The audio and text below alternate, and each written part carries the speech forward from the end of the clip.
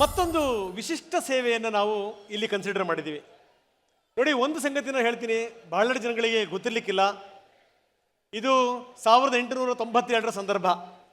ಆ ಸಂದರ್ಭದಲ್ಲಿ ಒಂದು ಘಟನೆ ಆಗುತ್ತೆ. ಮೈಸೂರಿನ ಅರಮನೆಗೆ ಬೆಂಕಿ ಬಿದ್ದು ಬಿಡುತ್ತೆ. ಬೆಂಕಿ ಬಿದ್ದಂಥ ಸಂದರ್ಭದಲ್ಲಿ ಆ ಬೆಂಕಿಯನ್ನು ನಂದಿಸಲಿಕ್ಕೆ ಹರಸಾಹಸ ಮಾಡ್ತಾರೆ. ನೀವು ನಂಬಲಿಕ್ಕಿಲ್ಲ, ಒಂದು 10 ದಿನಗಳ ಕಾಲ ಆ ಅರಮನೆ ಉರಿಯುತ್ತೆ. ಯಾಕಂದರೆ ಅದೆಲ್ಲದೂ ಕೂಡ ಮರದಿಂದ ಮಾಡಿರುವಂಥ ಮೈಸೂರಿನ ಅರಮನೆ.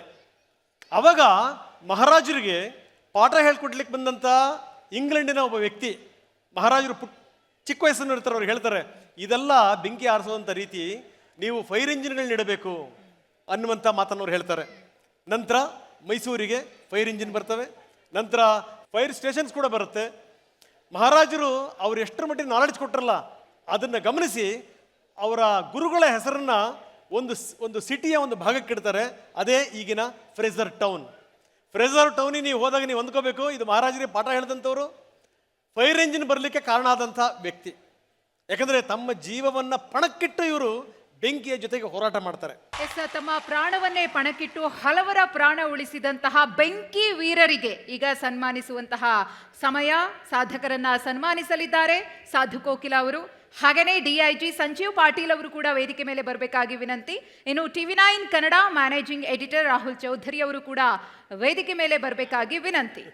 ಇನ್ನು TV9 ಸೆಲ್ಯೂಟ್ ಗೌರವವನ್ನು ಸ್ವೀಕರಿಸಲು ಕರ್ನಾಟಕ ಅಗ್ನಿಶಾಮಕ ದಳದ ಮೈಸೂರಿನ ಫೈರ್ ಫೈಟರ್ಸ್ ನಂದನ್ DR, ಅಲ್ತಫ್ ಬಾನಿ ಹಾಗೂ ನೆಲಮಂಗಲದ ಫೈರ್ ಫೈಟರ್ಸ್ ಮಂಜುನಾಥ CD ಮತ್ತು ಸಂತೋಷ್ ಚೌರಿ ಅವರು ವೇದಿಕೆಗೆ ಬರಬೇಕಾಗಿ ವಿನಂತಿ.